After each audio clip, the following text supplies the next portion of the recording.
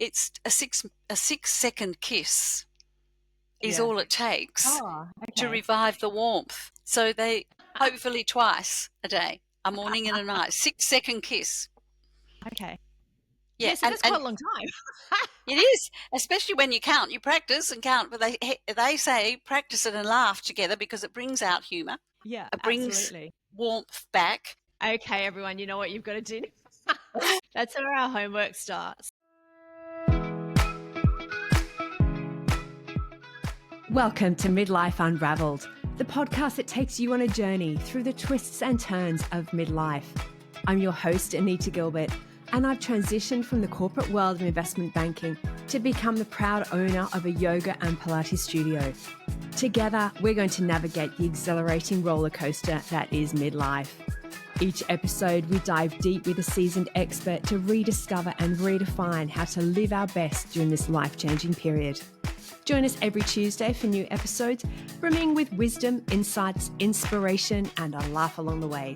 So strap in, because Midlife Unraveled is about to redefine the way you embrace midlife. Subscribe today and take this journey with us.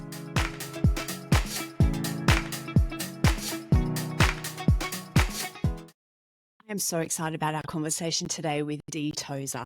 She's the founder of Couples Master Coaching, is a marriage repair master coach. Now, her experience is distinguished by her one-of-a-kind blend of optimal marriage transformation strategies, and she's developed these over 30 years. She's a master at repairing marriages after infidelity, cheating, or betrayal of one form or another.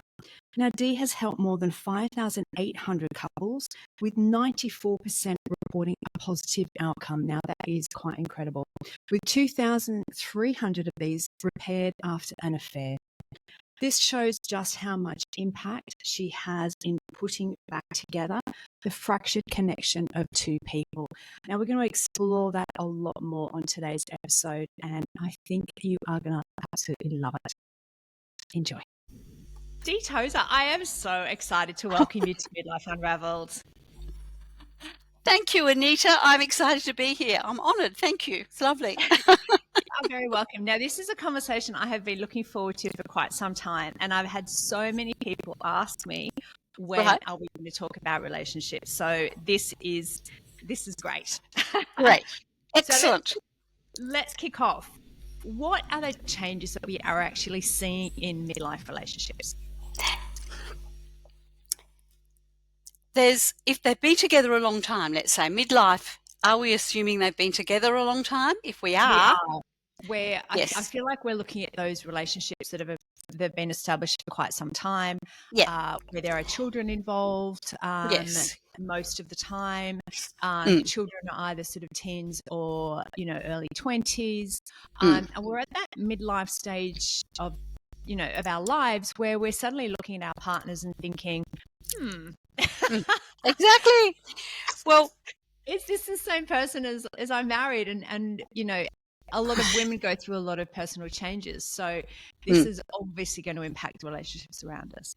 Of course. But also a lot of men do, and I know we're going to do another one on men, but the men do too in the couple. So life changes. There's a saying in our world, it's been put forward by several experts over the years, and that is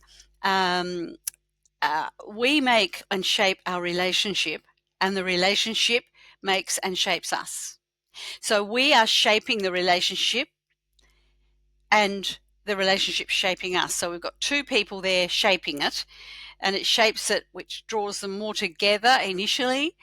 But then over time, life gets in the way, kids, just busyness in general.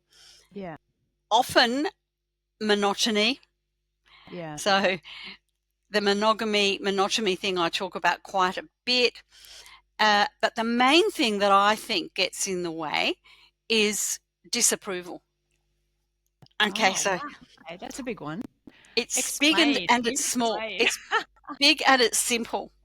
Okay. Because I see, and I think I've told you, you've already done a bit of a thing on it anyway, how many thousands of couples I've seen. Yeah. And disapproval would have been the key point for every single one of them. Every couple of thousands. Are we more judgmental? of the people around us? I don't think it's increasing anymore. I think we more have a voice to express it. Okay.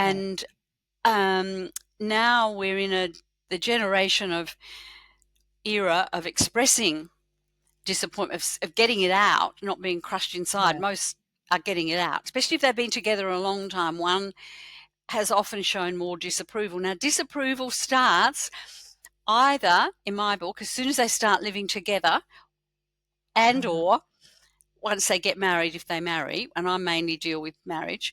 So Yeah. disapproval starts, and I bring that down to what I call individual operating system and couples operating system.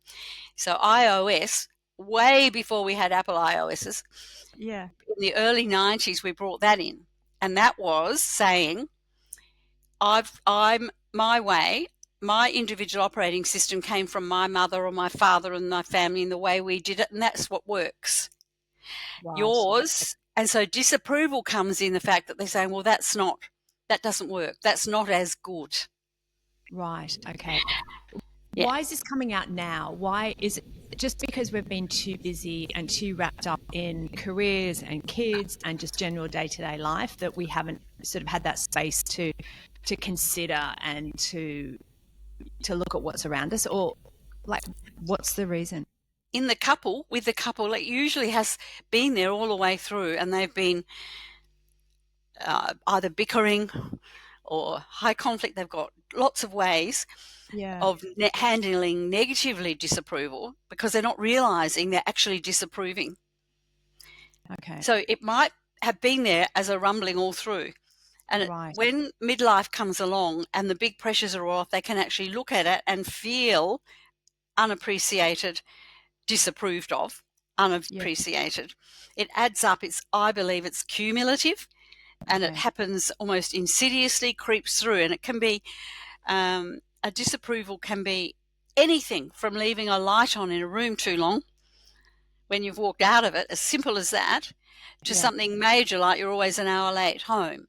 But I said something for years and you didn't take any notice. I've stopped saying it, but I'm still building the grudge. So it's not just things that other person can be doing, but it's disapproval of them as a person. Yes, it's disapproval because over years and years, initially it starts not disapproval of the person, just of a way they do something or a belief they have. So so when we're in that romantic stage, it doesn't come up. Okay. They might say, "Oh, I've got a different view," or "Is that how you do it?" Oh, but then as time goes on, it becomes either more irritating that they do it, so that we speak the disapproval more, but then over time it becomes a pull away. We get distant with each other because we don't want any more disapproval, or we're sick of saying it. No change or no attempt to blend has occurred, and it's usually because it's come in the form of criticism and judgment and blame. So you're right, criticism, judgment, blame, and we end up with big resentment, and I call it emotional quicksand, or grudge sludge is actually, so we get caught in it, and you can't get out of physical quicksand without the other one without a human helping. You can't get out of emotional quicksand either without your supposed beloved helping. So it's hard because we all know that those little things that our partner does can sometimes be really, really irritating. Yes. We all have that. We all have that. Yeah, we all do. And so it's learning early on how to handle it, but most don't learn it. So they don't even want to. Is it a way of communicating? Like, is there a technique to communicate those things to the other person that comes across maybe not positively, but not as negatively? Yes, there is. If we're at our early stages, by the time we're in middle age group, most people. Well, it's not so much too late. Most people don't realise they actually have to say something. So the way to communicate is firstly recognise, and I talk about, I've written a couple of points down, and I talk about pay attention to your intention there. Do you want to stay cold and distant or disconnected or bickering for the next 20, 30 years? Or are you ready to make enough of a difference yourself, even if the other person takes time, because everyone typically mid-age only makes a shift in conjunction with or in alignment with the other one making the shift. If they don't, they stop it. The first one stop. Whoever, yeah. Like you said, the intention has to be there for both parties. Like if you are at that stage where, you're both bickering, Yeah. and I think these things come about when maybe if you've got kids, the kids are more independent. So there's a lot more time spent, the two of you together. Whereas Yes. previously everybody was doing their own thing. You were dropping the kids here, Yeah. husband was dropping the other daughter there, whatever happens to be.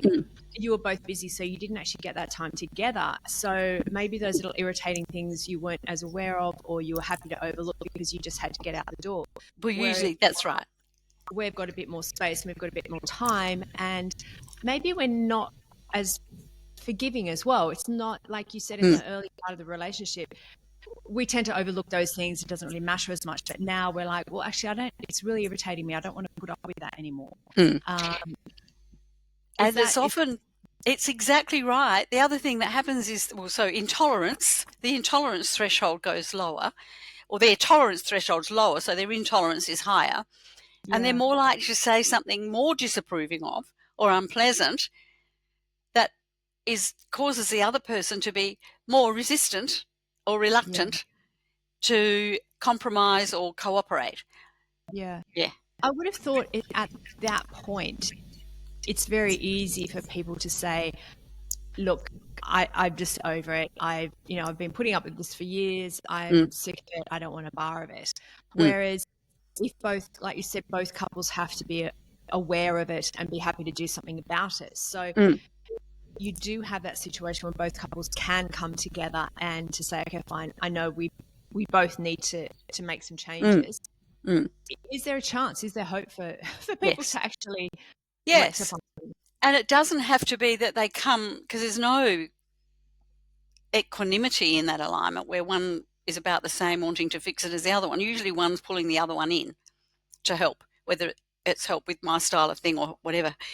Is one more leaning towards it and the other one might be more resistant, reluctant, but we'll give it a go. Because if they don't, they just either stay totally miserable without breaking up. That's awful. Or they break up. That's why so many, if you like, grey divorces happen, and they don't really want to. They don't think they want to. But what causes them, in my world, to want to enough is usually grandchildren, if they've gotten to their children growing up and grandchildren coming along, keeping the family together, and the finances. Right. Of the security of the more senior years heading towards us. So they're the people that are more likely to turn for wisdom and guidance at that point. And people will come and say, use the good communication, we want to communicate, and it is all about communication, but they often don't even know what they really mean by communication. They're usually communication they're knowing is what's wrong with their partner, their spouse, their husband or wife, not what them. Self-reflection, self-awareness is hard to have in that situation. It's very hard because I feel like we're all very, very judgmental about the other person, what they're doing wrong, what they're doing that's irritating us, but not actually what we might be doing, how we might be playing our part. Yeah. And we could be making it worse because we are, for instance, flinging things around the kitchen, cleaning up after dinner while the other partner sits there, hiding in their phone or whatever, or watching whatever they're doing. So noise, crash, bang, wallop, then plonk, sit down, and then outburst. And the outburst could be from the person that did all the rushing around in the kitchen, or it could be from the other person saying, well, just calm down. It's all right. I said I'd go and help it. I said I'd do it. I'll just do it in a minute when I'm ready. Idea. Yeah. And that sounds familiar. Yeah, it is. It's just about everything I do is so familiar for most people. And where it gets lost is in the beginning of a relationship, when we first are falling, we make ourselves not just show love and be loving to that person, we make ourselves lovable. Okay. so they can love us. We go out of our way to get that vibe happening and create it, and then we don't. It fades Right. off being lovable. And once We kids come stop along, making an effort, yeah, like and that's babies, and they're invisible. not even aware they're not. They'll say, but I do nice things. I give her whatever flowers, or I do this. Mm. And one guy has his secretary send flowers every Friday, and she puts them in the bin because they're not from him. They're from the secretary. They're an automated order. They mean nothing. Yeah. So It's it's so about how much you're appreciated, really. All comes mm. down to approval and not disapproval, and appreciation. And by the time we get to this midlife stage, appreciation's pretty well negligible, not there. So we're not feeling appreciated by the other No, partner? we're not, and we're not showing it. We don't feel it, therefore we don't show it. If we don't show it, the other person doesn't feel it. And so So we it feeds off stop. each other. Yeah, we keep going round and round and round. And How do we break the cycle? How do we break that cycle of unappreciation and disapproval? well, if you're the one that's being told that um, you're bad, lazy, to blame, I've asked you 50 times, why are you still doing that? If you're that one that's being told that, the hardest thing to do is to shift into being kind and lovable and saying, okay, Yeah. and do some acknowledgement of that irritation. So the shift is to shift to acknowledgement. It gets stronger. We can go to three things: acknowledgement, then validating their point. Acknowledge it first, say, yes, I heard it. Acknowledge, validate, yes, right, I can see that a bit. Can we talk about it? Then legitimize it where it's totally true. Yeah. Okay. So, for instance, a lot of people riding their bikes. This came up a massive amount during all the COVID lockdowns, but it Yeah. still is there today, where someone's going out on a bike in the morning for a ride or to the gym. Let's go there. Comes home. Kids have left home, maybe all of that stuff, but still, that lycra that they've had on does not get put in a laundry basket. Mm. It gets taken off, dropped on the bedroom floor, changed into business clothes or whatever, or left on the floor. Then someone else has to do something about it, which usually ends up in an irritation to think, what, Yeah. after all these years, you still do that? Now, I know that might seem I'm being gender biased here because that is a gender thing. But then we've But I got think that's something a lot of people can relate to. yes, they can relate to it. And then the other side of it is someone having to always be feeling servile to have to pick it up or put up with Yeah. it. Yeah. And that breeds disapproval, doesn't it? There's And no way to resentment. express A that lot of without resentment. showing disapproval. Yeah. So, And a yeah. lot of resentment, and the reaction, if it's raised, I sense the reaction could possibly be, it's such a small thing, just pick it up. Why is it a big issue? Yes, that's exactly what everyone says. Why wouldn't you? So an example was yesterday, a lady was telling me they have they want their bench tops immaculate, right? Mm-hmm. And he wears contact lenses and daily change ones. And she puts a container out on the bench all the time for him to put them in so that she'll get rid of them if he puts them there, but he doesn't. He puts them on the bench next to it. Now, I know that sounds gender biased again.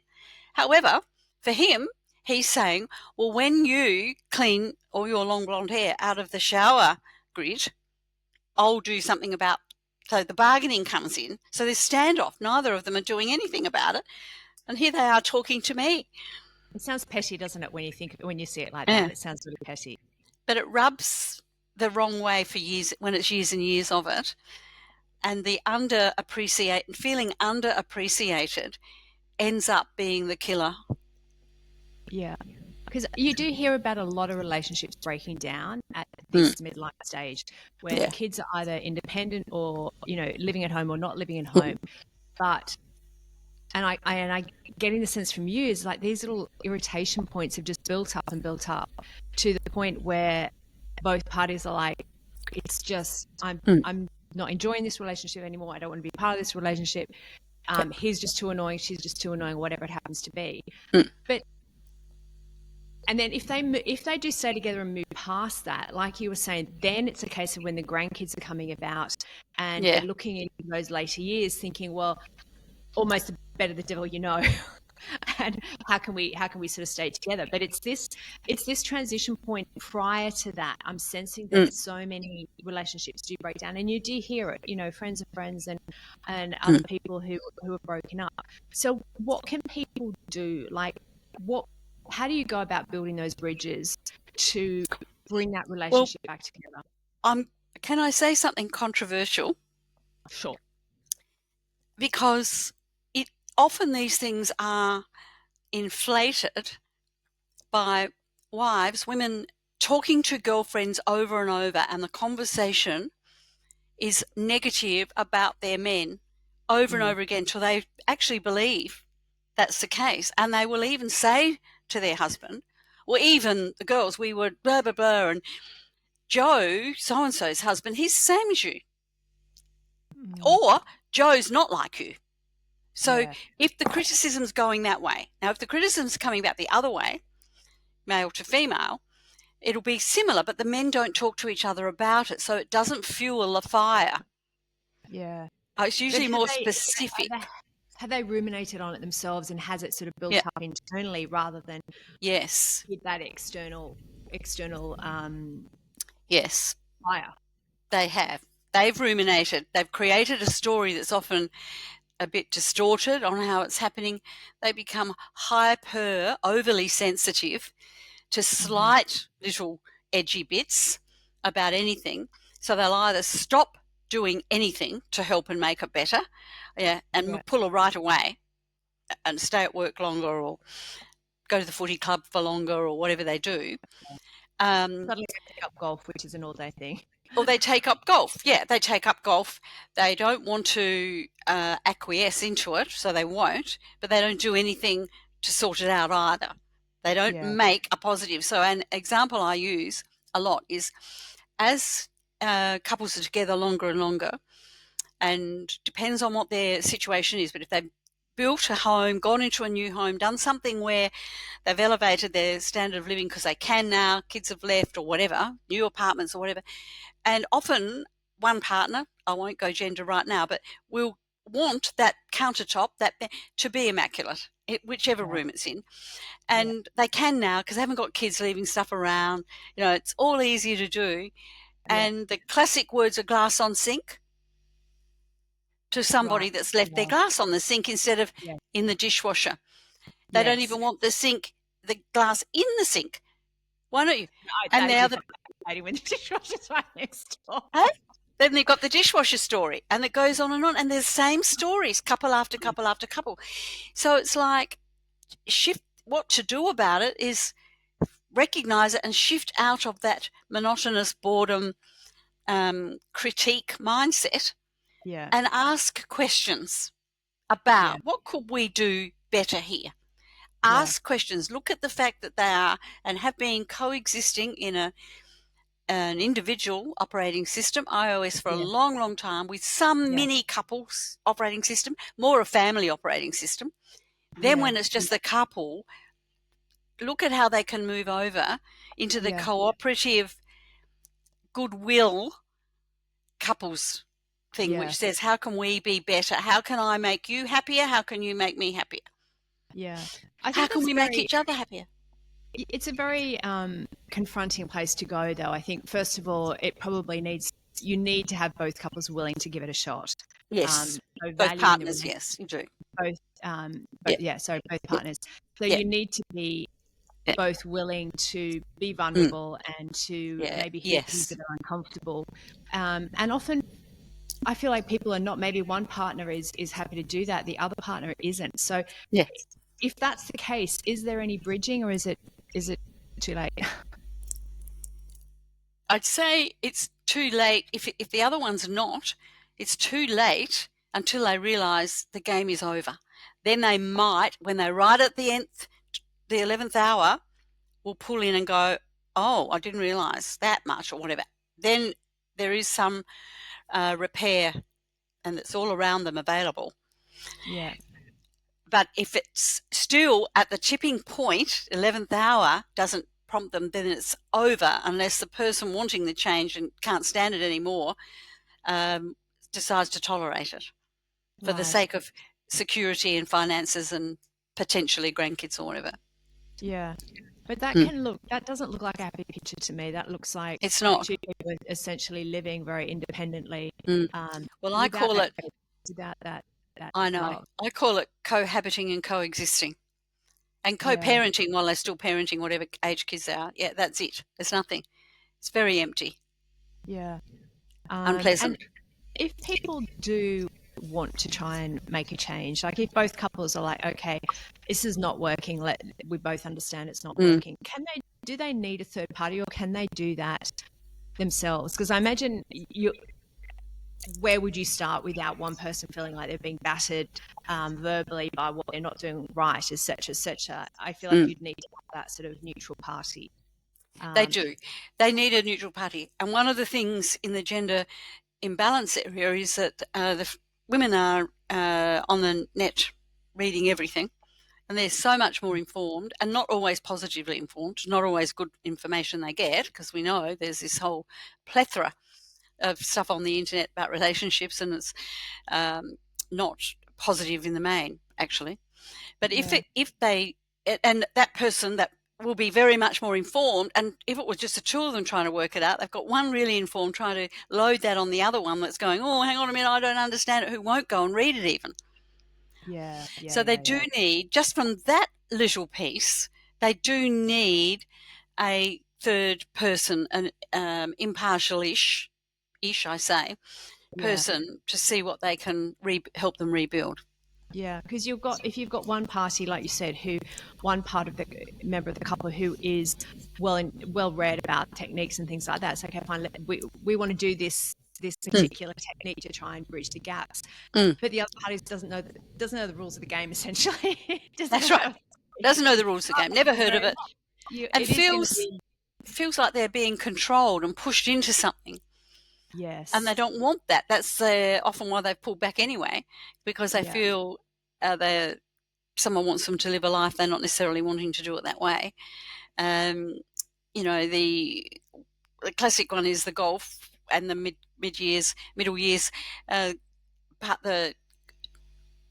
Let's go with the man. He goes to play golf and he'll stay and he'll have a drink afterwards.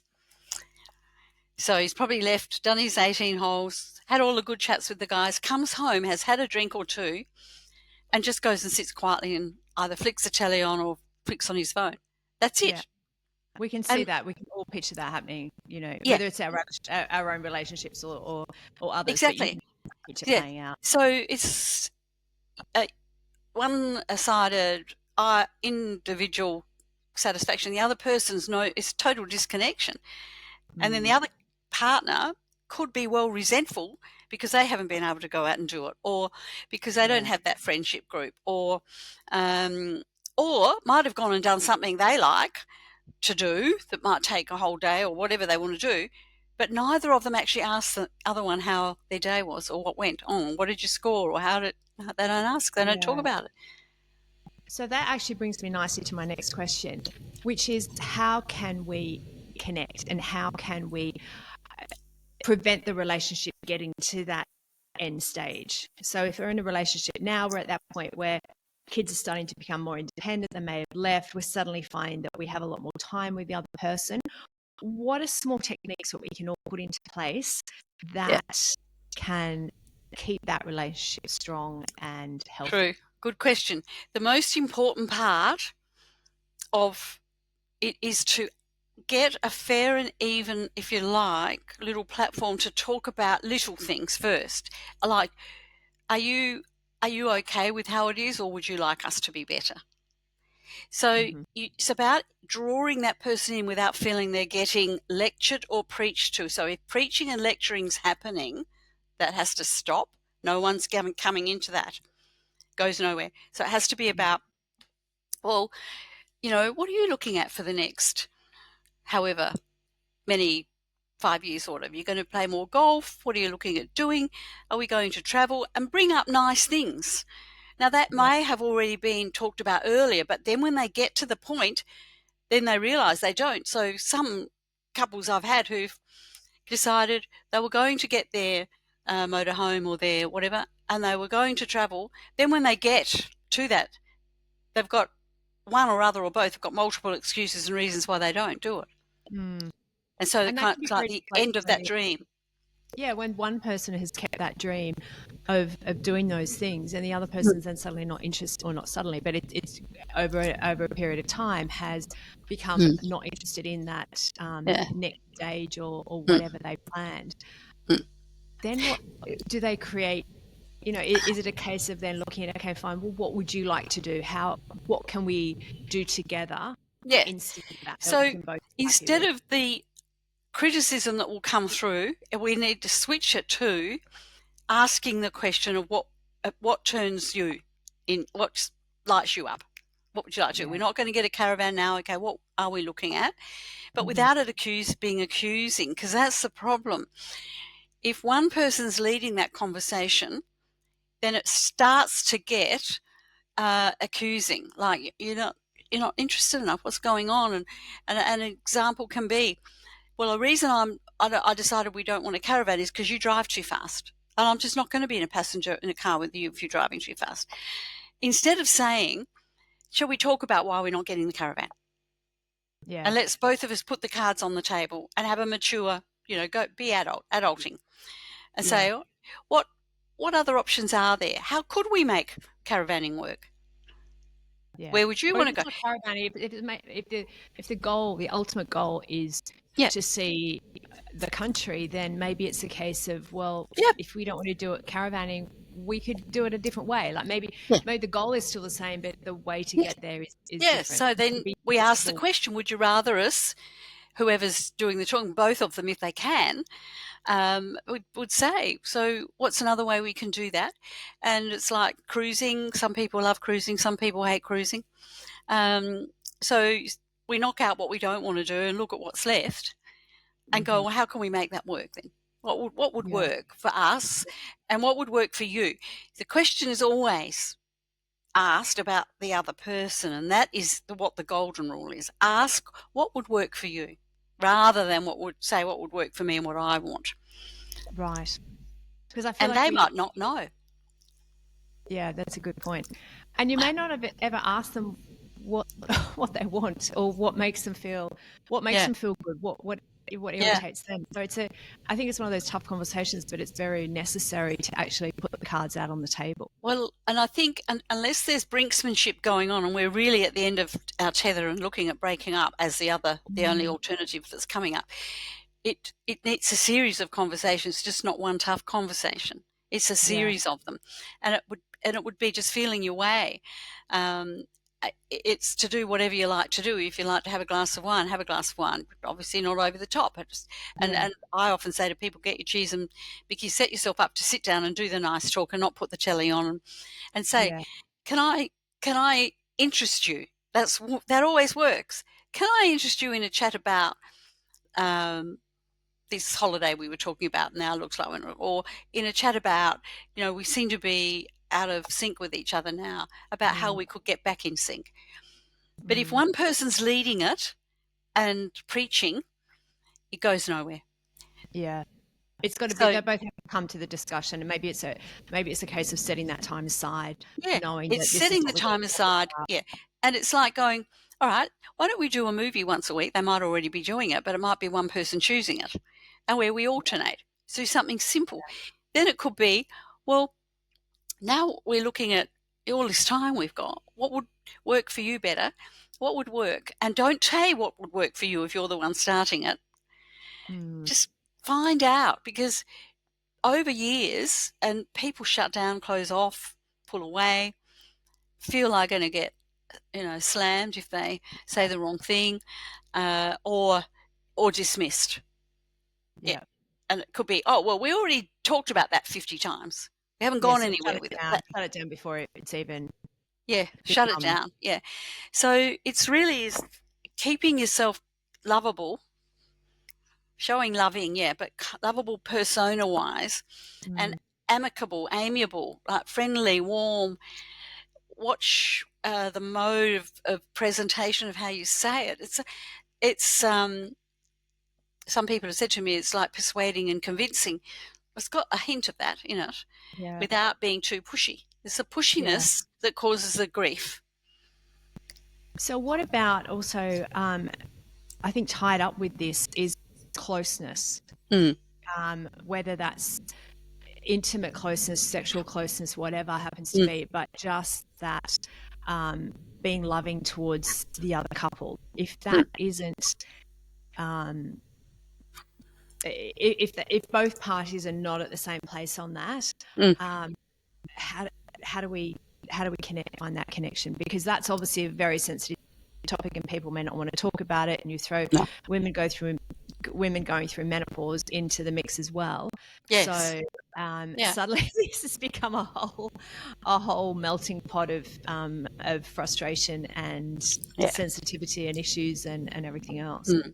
Well, the first thing is if they're sleeping in different beds, I'll start there because they mostly are when I see them. Right. Okay. At that age group, I've usually migrated to separate beds. Once kids have moved out, you've got empty rooms and they'll opt for that. And then they might opt for that. And it's not necessarily one gender or the other. It's usually to have privacy on their phone, watch whatever they want to watch, feel not pressured in any way, go to sleep, Emotional. turn the lights off Hosting. whenever. Yeah. Yeah. So it's about moving back into the shared bedroom if you can, Hmm. or doing something about the distance it's creating. Yeah. Yeah.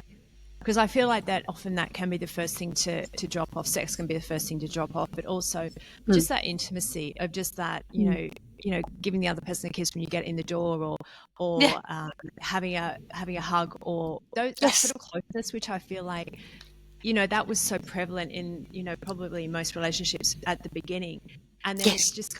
it's just kind of dropped away. Nobody's really been aware that it's dropped away. But No. if you have both parties that, are happy in that's different. But Mm. if you have one that feels that, hey, look, this is missing, I don't want a relationship without Mm. that loving element, without the No, close. that's right. And we say in the profession, it's come from one couple, the Gottmans, who coined all of this in the late 80s, but it's a 6 second kiss is Yeah. all it takes Oh, to okay. revive the warmth.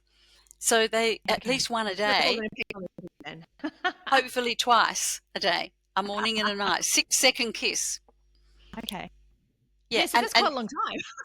it is, especially when you count. You practice and count, but they say practice it and laugh together because it brings out humour. Yeah, It brings absolutely. warmth back.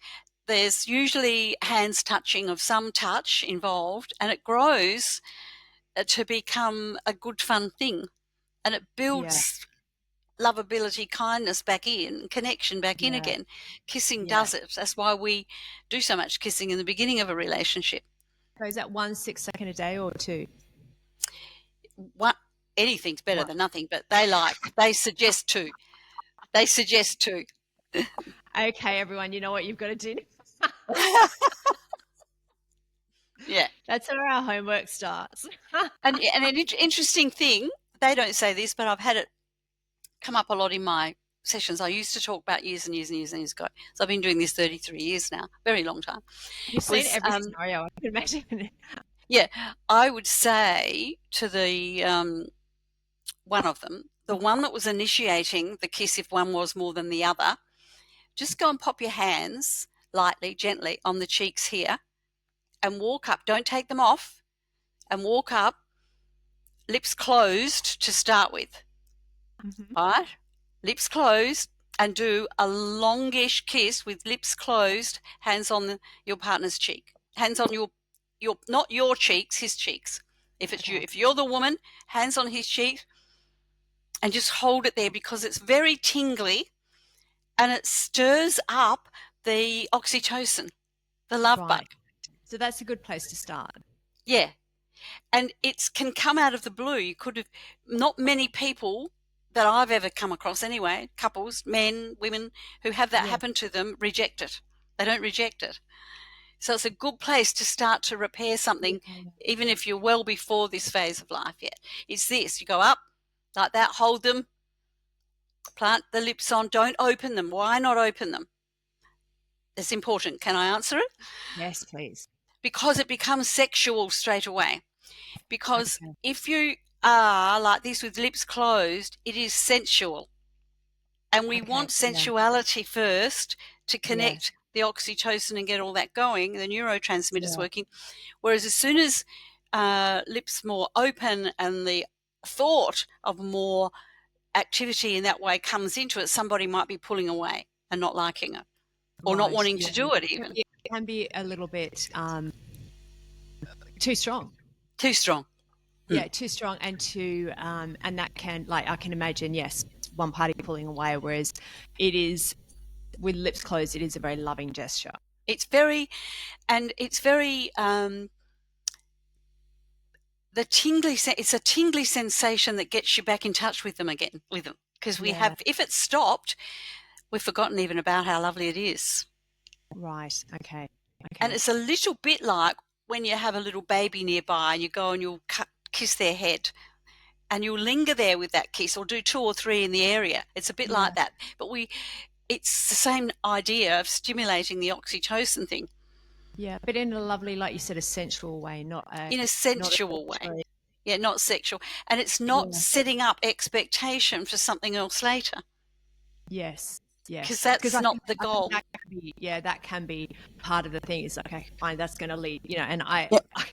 you know, I don't want that, or I don't No, have time for that, or whatever it happens to be. no. But I don't want that just, every time you walk in from work or every time I come yeah, in from work. yeah, Yeah, or the just let's expectation of that. yeah, that's right. Just connect. Yeah. That connection. So once it starts and couples they want to do more of it. So they will do less and less pecking if they do still peck each other. They do more lingering. It might not be 6 seconds, but it's going to be longer and more Yeah. Even focused. 6 seconds, you can build up to 6 seconds. Yeah, you Wow. can. Okay. And it's Now, very this is really nice. great. Now, I'm going to ask you for 3 takeaways that people can start to Yes. implement today. So I think we already have one. Yes. Which one's that? We have our 6 seconds. We have our Yes, lip touching. This is a we great do. takeaway. I think we're all, I hope many people listening will go home and do this. I'm certainly Yes. going to do this. Yes. So what other 2 things can we go home and implement? Well, it's it's dropping one thing, which is disapproval, but it's bringing approval to the top, which is appreciation. Now, some people for many years of therapists, couple therapists have talked about saying thank you, thank you, thank you. Well, it's gone a bit dry. People are sick of it. I Yeah. don't think that really works that well, but it is a form, a sense of, I've got here, a sense of showing approval no matter what. And it is the no matter what. Yeah. Okay. And But maybe it's, it's just saying thank you, like that, the other partner's done something. It may be something they normally do, but, mm, say they're cooking dinner and yeah, it may be something they always do. They always cook dinner, but actually to make an effort to say that was really lovely. Or, I yes, can tell you put a lot of effort into making yeah, that I meal. really appreciate that. Yeah. And I think just that appreciation, I know if that was said to me, because I'm such a hopeless cook, I would really value that. Yeah. I would think they were lying, but I would really value that. Yeah, you would. But I get it. And the other thing yeah, with it, when you make say that thank effort, I you, feel. it's important not to say thank you. There is time you don't say thank you to someone for helping with a chore, Right. because Yeah. that builds resentment. So it's about thanking somebody to say like that was really nice or kind, or um, I'm grateful for that. It's sort of like more I of it recommended rather a good than movie for you to watch. pardon. I recommended a good movie for you to both watch together or something like that. Exactly. And it's approval building.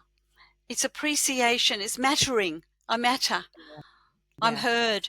That's what that's all doing, which brings us to this being lovable, and that can come down to teeny little things.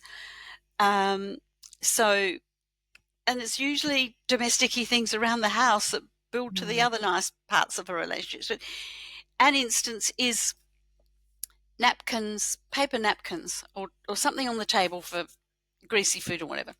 You wouldn't think, would you? It's one of the most common disgruntledness things I've seen over all my years. And it's because nobody bothers to put it there. And then Yeah. and then they get up and they'll put grease on or whatever, Yeah. where it doesn't have to be the person that cooked the food that puts it there. Yeah. The other person get up. That's who sets the table, put whatever there, and put them there as an automatic part of kindness, lovability, organisation, whatever it is, and without resentment. Yeah. So it has to be at a bit of a, like, can you, if you have to in the beginning, say, can you organise the napkins on the table and that's your job from now on, if that's how they speak to each other. Or they might say, be really nice if you could do that and take that over as part of our new wave, if we're doing a new wave. Yeah. And it's interesting how suddenly that teeny little bit of thoughtfulness in advance becomes a big thing. Yeah. And I think just having that consideration, you feel valued if the other person shows that little bit of consideration to do something nice for you, and it might be something nice for you both, but they've actually thought to do it, and that matters a lot. I think those little things can actually have a huge impact. Well, consideration is what we hear all the time in couples therapy, that he or she doesn't consider me at all. Yeah. It's the most common thing, especially as we get mid-years. Yeah. So it's become complacent. It's become, yeah, the everyday, and we're not pulling out those special moments anymore. We're not doing those special things for the other person. So we get resentful.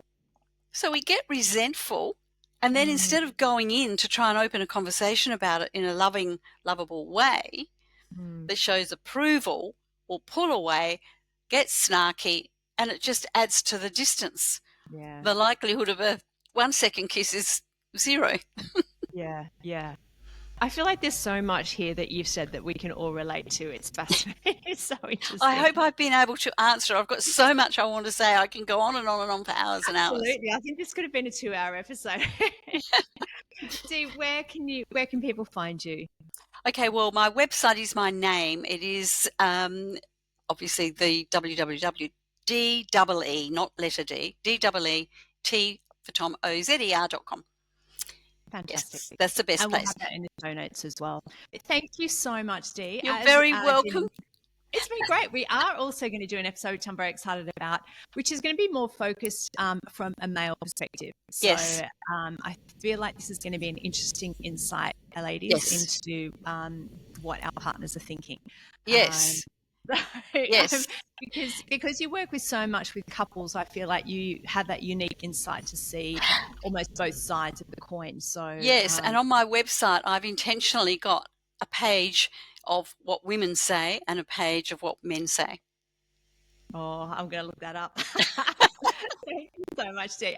You're very welcome. Thank you. And thank you very much. I'll see you very soon. Thank you very much. Thanks. Anita. Bye-bye. Thank you so much for joining us today. We hope you enjoyed this episode. Please like, share and subscribe so you can stay updated with more from Midlife Unraveled. To see more Midlife Unraveled, follow us at midlifeunraveled.com or at Midlife Unraveled on Facebook and Instagram. We'll see you soon.